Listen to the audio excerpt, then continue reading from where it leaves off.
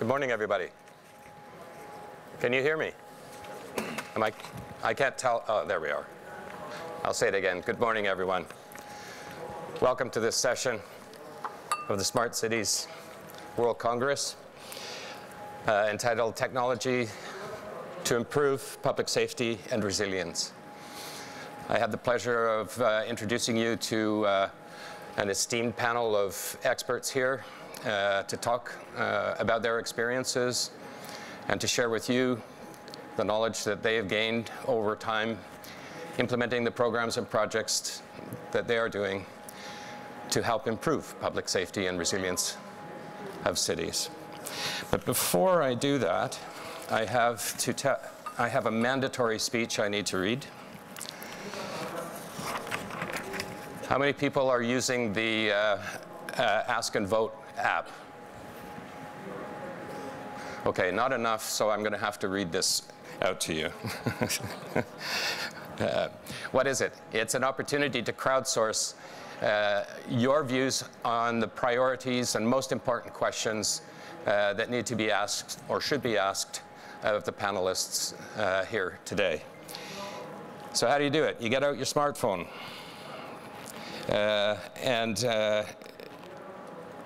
you connect to the Wi-Fi, which is, I think everybody should be connected to. You open the Smart Cities Expo World Congress app and click on the Ask and Vote option. You can download the app from the Smart City Expo website. And you can find the sessions that you're in, including this one, and you're ready to participate, either asking questions or prioritizing questions that are asked by others. Okay, so please go ahead and use the app. It will be interesting to see the result, and I'll be prepared to ask those questions as well towards the end of the session when we open it up for your views and your comments and your questions. So without further ado, I'd like to introduce you the first speaker for today. It's Mr. Luís Nhaca. He's a Councilor of Urban Planning and an Environment. He's an architect by profession from the city of Maputo in Mozambique. Luís has traveled a long ways to be here, and I'm very happy to welcome him to the podium and to hear your views, Luís, on your experiences in Maputo. Your presentation is available at the podium. Yeah. Please.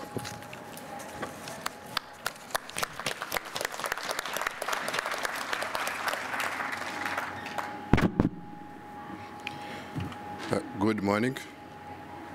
My name is Luís Nhaca. I'm working in the Maputo Municipal Council as a Councilor for Urban Planning and Environment. My presentation is about the tools to manage the urban development based on sustainable principles. The content of the presentation, I will start to introduce you the Maputo city, our vision, missions, and principles, main tools of planning, municipal integrated management system, and the main challenge. Maputo is located in southern east part of Africa, is the capital of Mozambique, is a land area of 38 square kilometers, and has about 1,200,000 inhabitants, and has a density of 70 inhabitants per hectare, and they contribute with more than 30% of national gross domestic products. Since Maputo is bathed by Indian Ocean, is highly vulnerable of effects of climate change, such as cyclones, floods, coastal erosion, and rising of sea level. One of the characteristics of Maputo city is the presence of informal settlements We have a formal and informal, we have planned and unplanned informal settlements, where 80% of the people are living in informal settlements with slum characteristics, including dense and unregulated growth, lack of common infrastructure, services such as water, sanitation, drainage, electricity, and home made of precarious materials. Our vision of the city is Maputo prosperous, attractive, clean, safe, inclusive, and resilient. And our mission is to ensure the elaboration and implementation of the plans and urban management tools to promote sustainable development based on sustainable principes, such as focus on the sustainability, integrated approach, community participation, capacity building, shared management, national and international cooperation.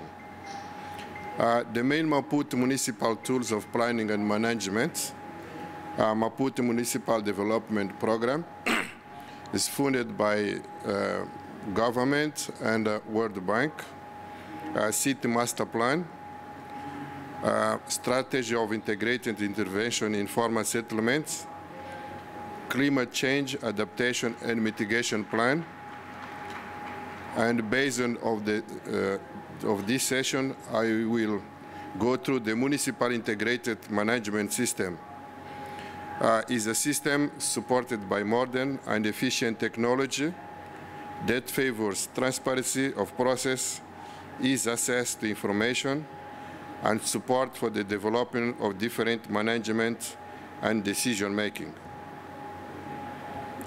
Maputo City Council, to optimize and improve the efficiency of its activities and the process related to the tax collection, construction, licensing, land management, and land use planning, has created a system that allows sharing and exchange of information in an integrated and transversal way. The information has information of geographic system, alphanumeric information system, iterative system, based on a unified database. The advantage of geographic information and system, it constitutes the physical support for the inventory, facilitating the process of identification of the real estate and land.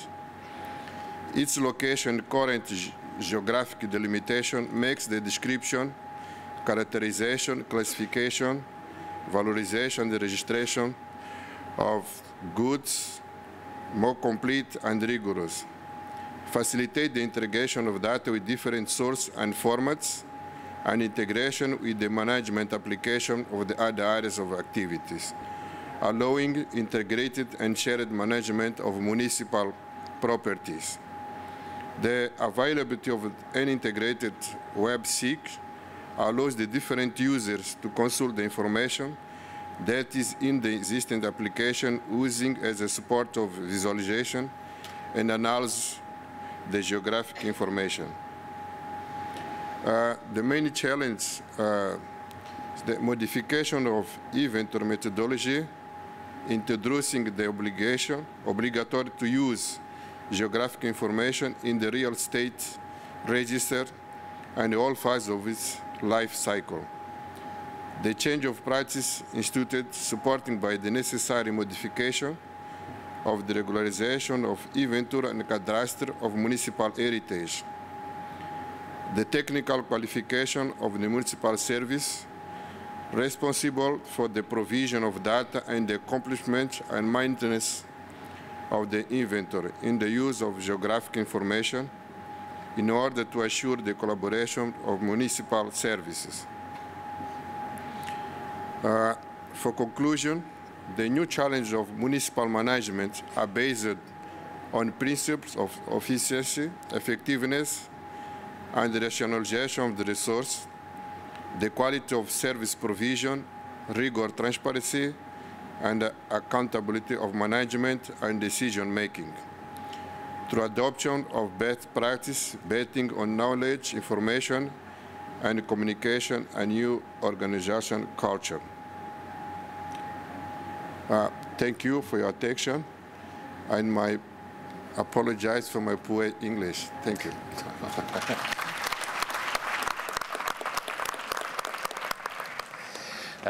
Thank you very much, Luís.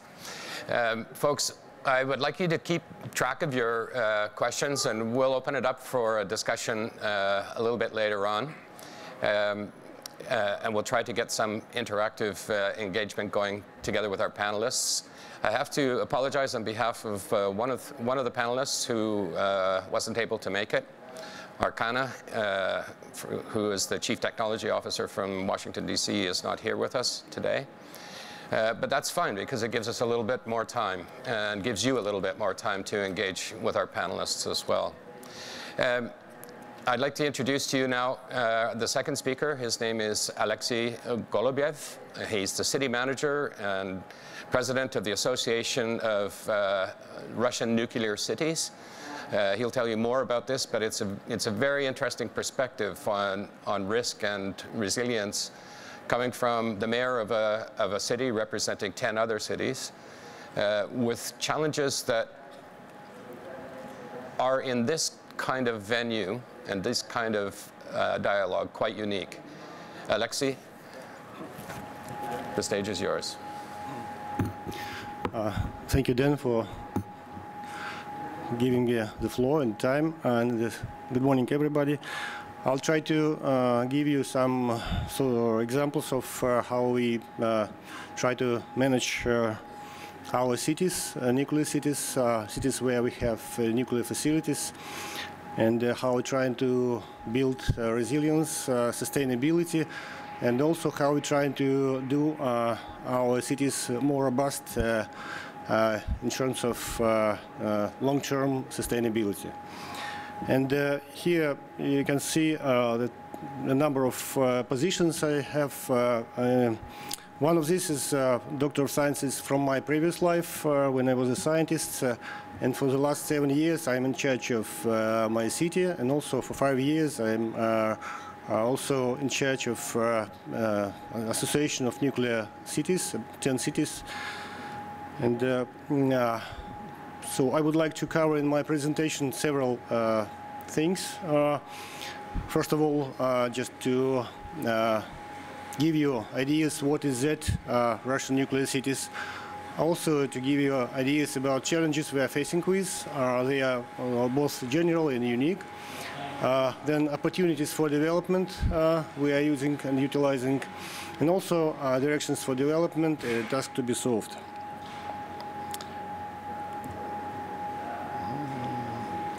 And what is that, Russian nuclear cities? It's cities which are homes for the enterprises of Russian state corporation Rosatom. And there are certain nuclear and non-nuclear facilities which are on these territories. And most of these cities, they have very low diversification. It's kind of mono-economy. It's one of the problems we are working on. And we have special law in Russia which govern specifics of our cities. And I can say that this law was actually invented in Sarov, in my home city, 25 years ago. And actually, inventors were just regular people who worked for Russian nuclear industry, and they just wished to protect cities and to build a kind of future for the cities and for their families. In total, we have 2 cities in the European part of Russia, 5 in the Ural region, and 3 in Siberia. And this kind of distributed city it has about 700,000 inhabitants, and GDP is about 400 billion rubles, which cost quite big numbers. And this is pictures of 2 European cities. Left is Sarov, and we have in the center of the city Orthodox monastery, and youngest brother is Zarechny, Penza region. 5 Ural cities, they have a lot of lakes, mountains, very good nature. And 3 cities in Siberia with bears, with everything with cold, with frost, and a lot of different stuff. What actually our unique features are, first and most important, is very high educated and disciplined workforce. It's I can say that, for instance, in Nizhegorodsky region we have about 3.5 million people in total, and approximately 50% of high educated people, they are living in Sarov. It's a huge concentration of brain in one place. Also, we have developed and established a lot of tools for the diversification of our economy. It's technoparks, innovation clusters, and one of the latest is a tax benefit zone. And also, we are working very closely in close cooperation with state corporation Rosatom, just to approach governmental bodies and to build new grounds and new ways for development of our cities. Challenges, if you just look through the challenges, they are quite typical for the most of the cities, but also we have some unique kind of things, because in the former time, when government spent a lot of money to establish good infrastructure, social and engineering infrastructure, they did not count money at all. So now we have a lot of infrastructure which we need to support, and this costs a lot. But our budget didn't increase enough to be able to do so. And also we have a growing gap between employed people and retired people. It's a really problem, and you know, if this gap is 5 times or more, it's bad for the territory. If we look at the Sarov as a model city, it's quite big enough. It's 230 square kilometers with population just below 100,000 people. But municipal area is only 30 square kilometers, just 12% of the total amount. All others, it's kind of forest, it's research facilities. But I, as a city manager, responsible for emergency response for the whole territory. And forest fire or flood or anything else, I am responsible for that. Also, we have quite good, as I mentioned, educational level. We have main enterprise, Russian Federal Nuclear Center, which employs about 20,000 employees. We have quite an extensive municipal property with kindergartens, schools, housing stock, and everything.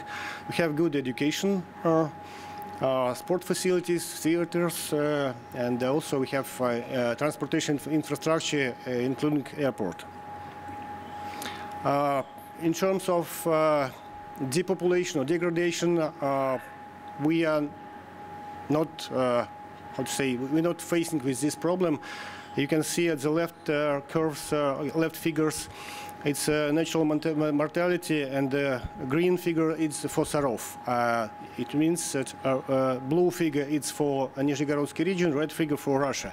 So in terms of natural mortality and medical care, we quite in a good shape. And also right figures, they are about our population. If we just look at the Russian population in total, there is a decrease of population in Russia in total. But in Sarov, we have just every time we have plus 500 more people, citizens. This is migration, and also this is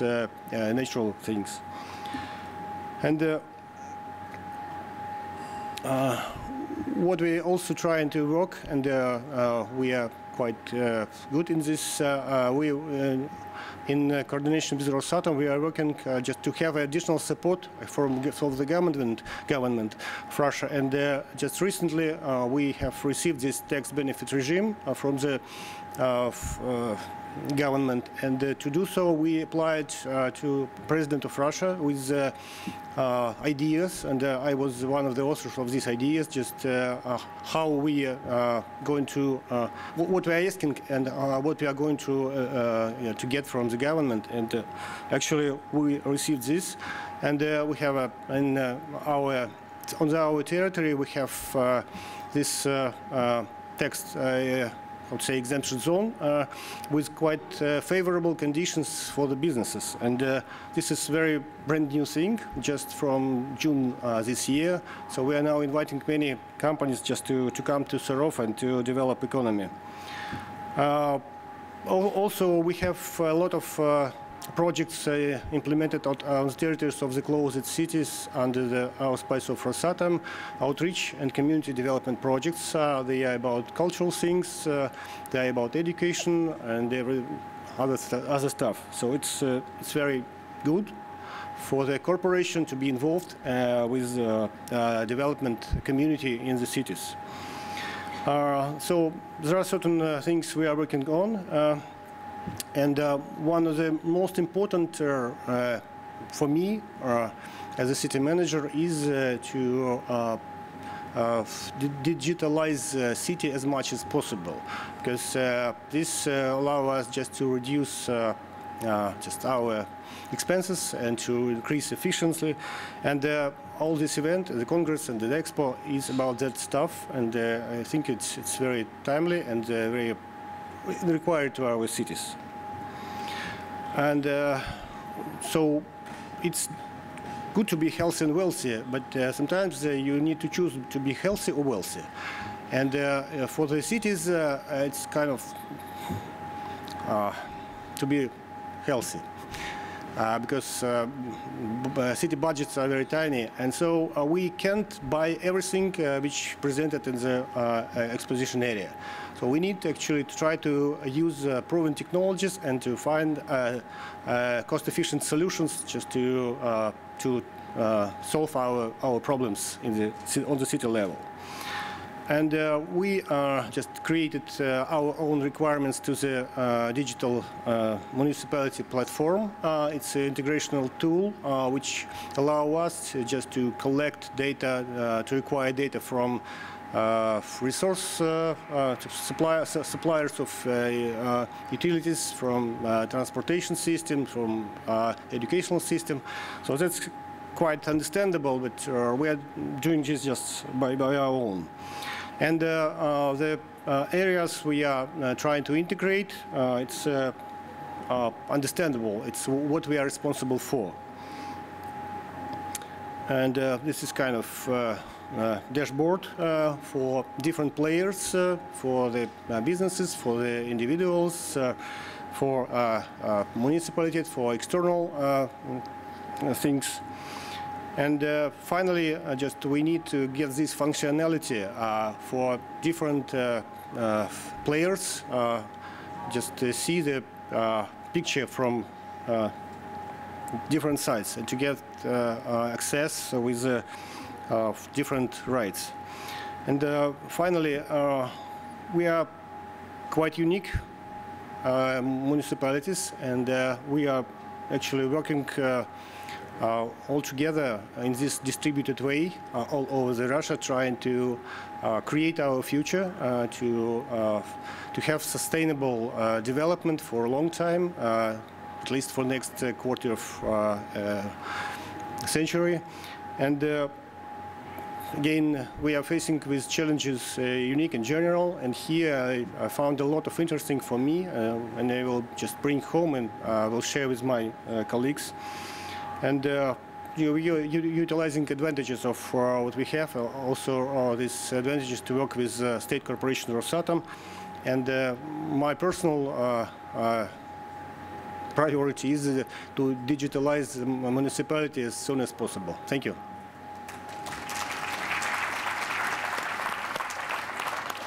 Thanks very much, Alexey. I don't know if it went unobserved, but it's interesting to hear the aspirations of Alexey in the city of Sarov following the conclusions of a very similar rationale that produced a transversal and integrated municipal management system in Maputo. I suggest maybe you guys have a coffee after this and share some of your experiences in a little more detail.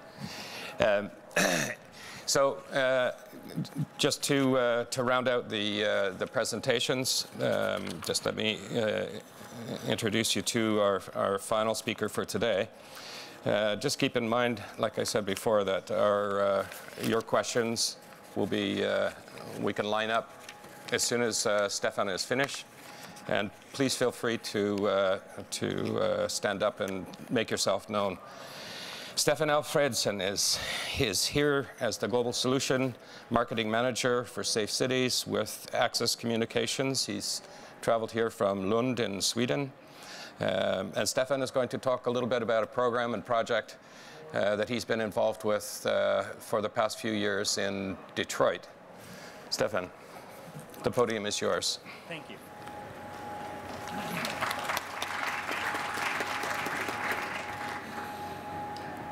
Let's see. Is this one? In 2015, when city officials in Detroit looked closer into crime statistics, they found that nearly a quarter of the city's violent crime happened about within 500 feet of a gas station. The mayor of Detroit, Mike Duggan, he saw a great need to change this and also to make the city safer in general. So he initiated a community safety project. 2 years later, some of the gas stations had experienced a 50% reduction in violent crime. The interesting question is, of course, how was this possible? Well, the city made the project into a public-private partnership project involving the city, the Detroit police, and local businesses. The objectives were set to deter and solve crime, to improve neighborhood safety, and to promote the growth of local businesses. And the project is named Project Greenlight Detroit. As it is a public-private partnership, it also means that the different stakeholders involved in the project shares costs and responsibilities. Businesses that are part of this project are required to install and maintain high-definition cameras, a high-speed network connection, and they are also required to install adequate indoor and outdoor lighting at their businesses. They have to put up signs and a physical green light that shows that they are part of the project. You can see the physical, sorry, I missed the microphone. You can see the physical green light there on top of this price sign at this gas station. Meeting these requirements from the city and the police side, the city of Detroit established a real-time crime center with staff and technology to efficiently monitor and respond to incidents that happen at the participating businesses. They also do regular site visits, and they arrange meetings with all involved stakeholders to continuously develop the project. In January 2016, almost 2 years ago, the project was launched, and it then had 8 participating gas stations. At each of these gas stations, 4 to 6 high-definition cameras were put up, and they were connected to the real-time crime center, where operators can view live and recorded video from all participating businesses at all times. The crime center is also connected to patrolling officers that are out on the streets of Detroit. So what does this mean when something happens at one of the participating gas stations? Well, when someone calls in about an ongoing crime, the operators at the crime centers, they can see exactly what is going on. And they can follow how the incident develops in real time, watching high-definition video. They can also forward relevant information to the officers in the street that are to respond to this incident. So they are provided with really good pictures of the people involved in this incident. They are provided with license plate numbers, details of cars and other objects that are involved in this crime. From an incident management perspective, this real-time connected video solution enables authorities to quickly and efficiently react, respond, and resolve incidents that occur at the participating businesses. The operators in the real-time crime center, they benefit from full situational awareness as they can by themselves see what's going on. And that enables them to take quick and immediate actions so that they know exactly what resources should we involve in the response here. The response resources, they are best possibly prepared when they are going out to take care of this incident. They know exactly whom they are looking for and what they are looking for, and they know what to expect at the scene, as they are constantly updated with the latest information available in real time. If they catch the suspects, the system allows for high-quality evidence, which helps to really get the bad guys behind bars. If the suspects are not caught, the video and images are used by the police, and it can also be shared with media in order to help identify the suspects and to solve the crime. So this really looks good on paper, doesn't it? Or in this PowerPoint presentation. But how has it worked in reality? Well, like I said, the project was initiated in January 2016. Only a few months after that, it led to the arrest of 2 persons that were involved in a shooting at one of the 8 participating gas stations. This incident gave the project a lot of positive media recognition. It also generated a lot of views on YouTube, I can promise you that. And more businesses wanted to join. And not only gas stations, but also fast food restaurants and convenience stores. About 1 year after the launch of the project, they celebrated 100 participating businesses. So in a little bit more than a year, 100 businesses in Detroit said that we want to do this. We want to invest in high-definition cameras, connect them to the security center, and be part of this project because this is what we need to do. Now the project generated not only interest within Detroit and recognition, but it started to spread. And last summer, about 3-4 months ago, Indianapolis announced that they are going to launch their own Project Greenlight. Today, the project in Detroit has more than 200 businesses connected to Project Greenlight. And if you go to the project's website, they are mapped out so that citizens can see where can I go safely to get my gas or get my food or get my whatever I need this evening in Detroit. You may wonder about the key technologies involved in this project. Well, today there are more than 1,000 high-definition cameras at different stores around Detroit. And they come from the company that I represent, Axis Communications. Cost-efficient sharing and storage of video is solved by a cloud solution from Microsoft. And the video management solution and the real-time crime center solution is provided by Genetic. So, to summarize Project Greenlight in Detroit, it is a public-private partnership where the participating stakeholders share costs and responsibilities. It is based on a real-time connected video solution that enables the authorities to quickly and efficiently react to, respond to, and solve incidents that occur.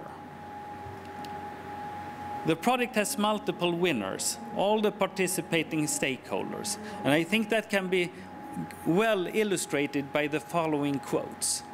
We have the mayor of Detroit, Mike Duggan, who says, "I think the Green Light Initiative has exceeded all our expectations." We have the police chief, James Craig, who addresses the bad guys directly when he says, "We will find you, and when we'll find you, we'll arrest you."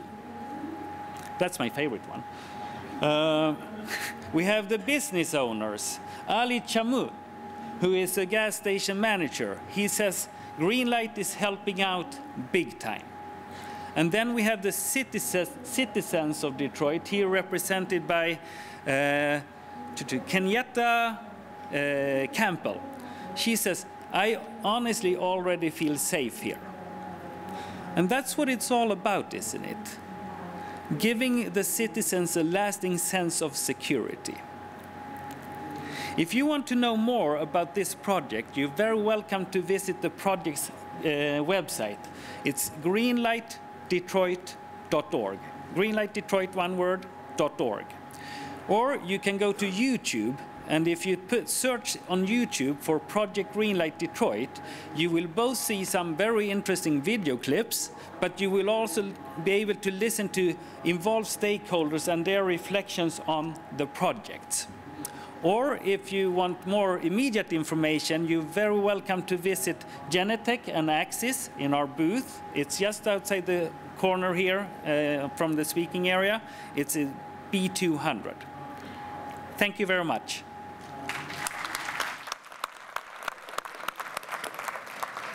And thank you, Stefan. So an interesting scenario, which is one where a high-tech solution is actually used as a platform for a process that engages stakeholders, both on the receiving end and also on the business side of crime in Detroit and now Indianapolis. Okay, we have some time. We have some time for questions from you. And anyone who would like to pose a question to any one of the panelists here, please raise your hand. I see one gentleman here, and somebody will come with a microphone, I believe. Please just introduce yourself, and can we get a mic? Here's a mic. Here, you can use this one, I think. Is this on? Here. Ah, there we go.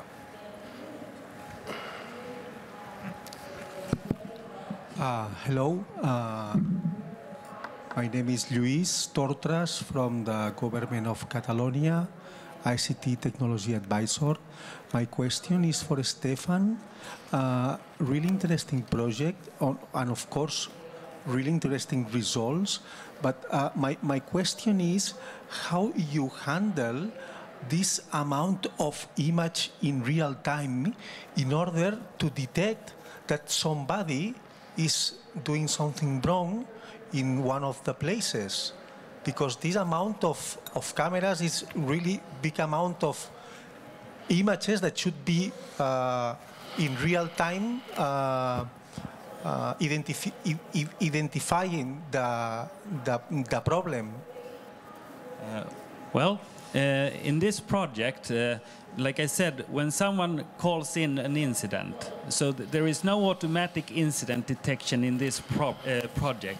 And it's not about for the staff in the security center or real-time crime center to constantly sit and look at all video for crime.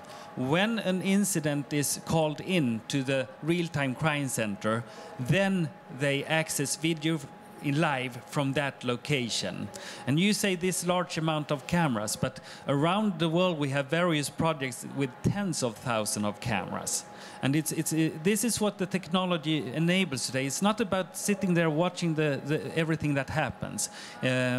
Similar systems in other places are connected to either detectors, it could be fire smoke detection, it could be passenger alarm buttons, etc. So you need to have some kind of a trigger for when something happens. And that could be made automatically, or in this case by someone calling in. But the greatness of the solution is that when something happens, you can directly see exactly what's going on because you know where it's happening, and you can take the actions needed to respond to that specific incident. Okay, thanks very much. Anybody else have a burning question? Yes, please. Just come to the microphone and introduce yourself. Lincoln Jopp, Tantalum Connected Car. Another one for Stefan. You've described a very reactive process. Presumably the police are all the time building up the data set. Is there any evidence that they can use that predictively and cleverly to allocate resources so that they are at the areas more likely to suffer an incident as a result of this project? I don't know exactly in this specific project if they do that, but I know that a lot of cities work actively with mapping crime to see where should we start putting our efforts, so to say. And actually Detroit did this as well.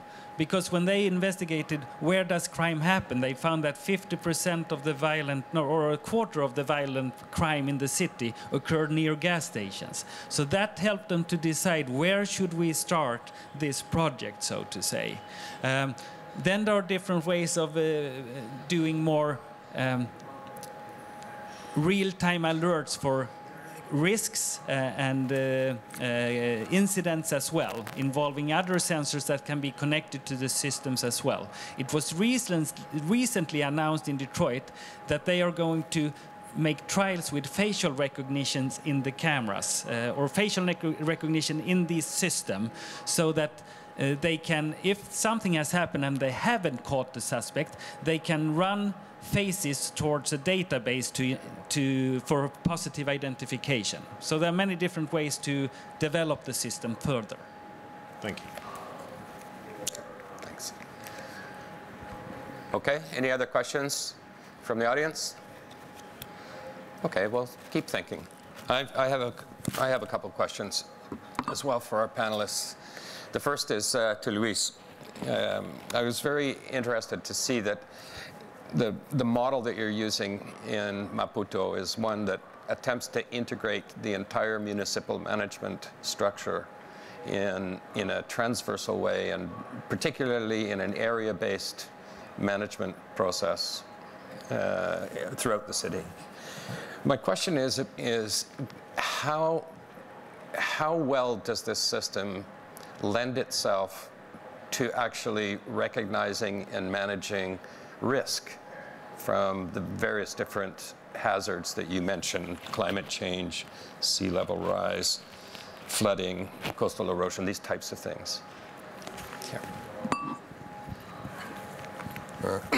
Thank you.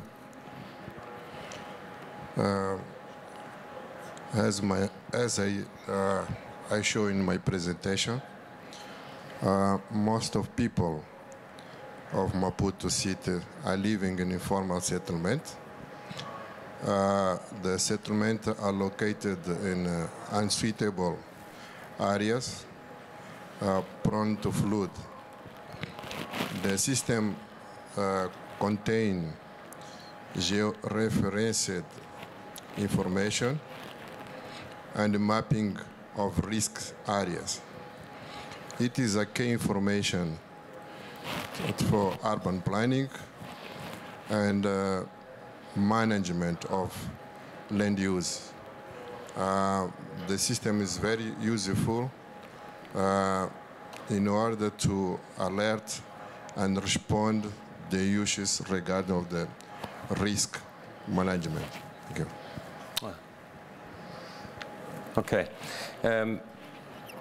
I have a question as well for Alexey.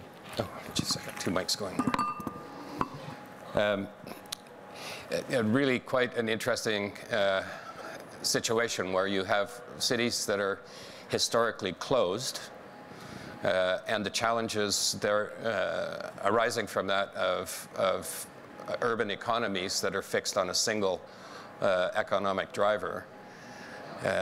But I was very interested to hear your thoughts and your objectives about using some of the talent that's in your city and these other cities to try to diversify the economy in time, which presumably means also having to open the cities up and open them up for innovation, for these types of things. So could you tell us a little bit more about how you're addressing that specific challenge?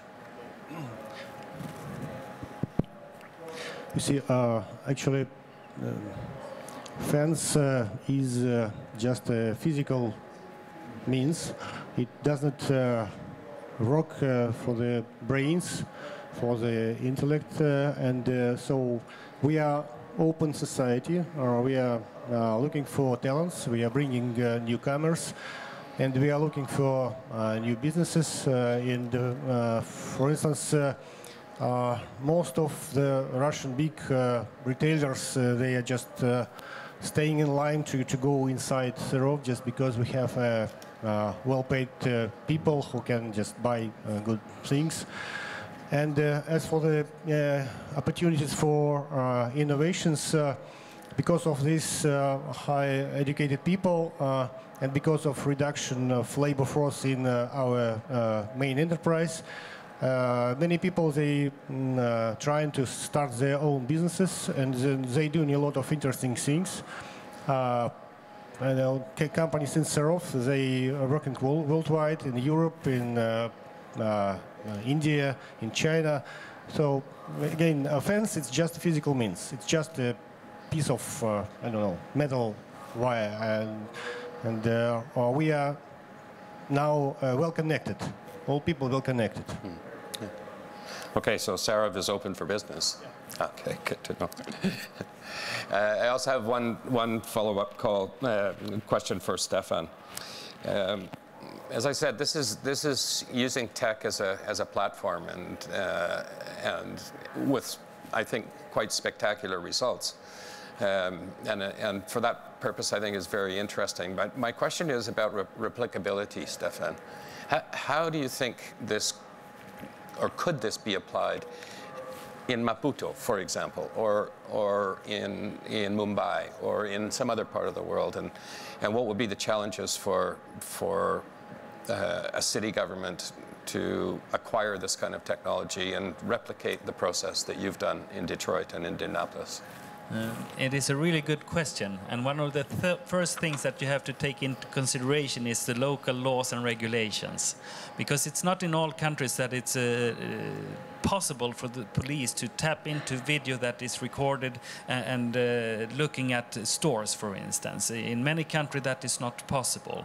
So what we typically see in large video projects in other parts of the world is that they operate in silos. You have thousands of cameras looking at traffic management. You have thousands of cameras in the public transit system, and you have thousands of cameras in a city surveillance environment.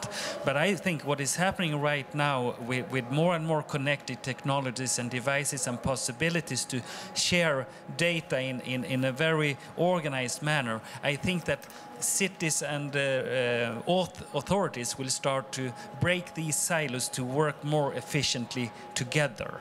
So, yeah. And that's my kind of short and not very clear answer, but still addressing the situation as it is today. No, that's fair enough. I mean, if the legal system and the legal regimes don't enable the access to information and data, then clearly there's a policy issue that's outstanding.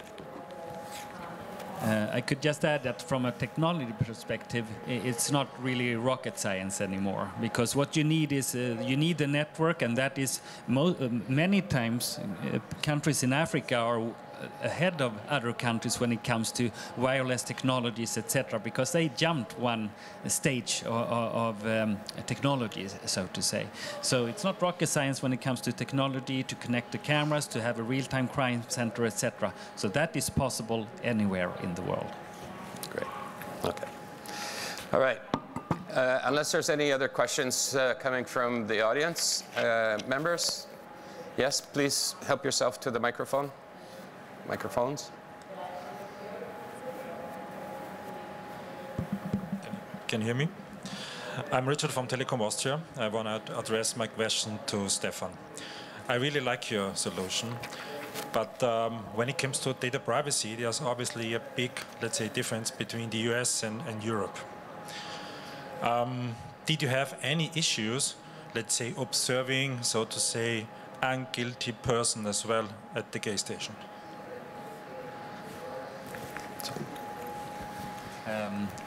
Again, I cannot answer that specific question, but obviously if you go to YouTube and look at, if you Google or if you put in Project Greenlight Detroit, you see that in the US it's quite possible if you have something that has happened and you have recorded footage of it, you can put images of the suspects out in the media, for instance. And that is used in many other countries as well. There are different regulations on how can you put cameras in public and where can you use cameras. In Stockholm, in Sweden, we have in the transit system, there are more than 22,000 connected cameras in the transit system. The police does not have access to these cameras. It is the transport operator that has their own security center that can access those cameras.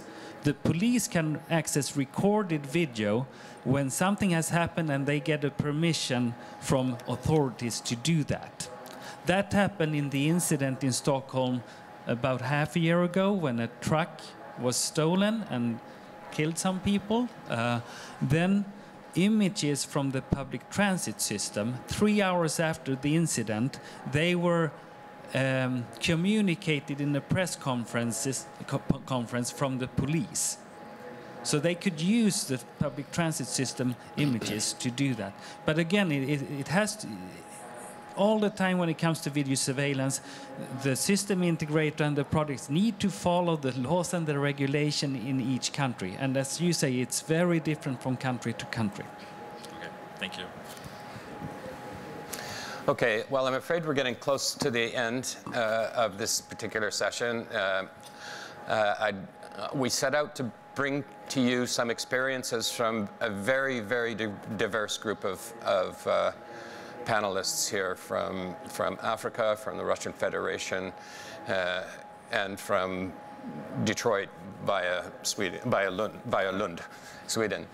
And to look at technology, not simply for technology's sake, but for the purpose of focusing on risk, building resilience, increasing public safety, these types of things. And we've seen how at different levels this technology is working or needs to be working in cities that have a very diverse profile.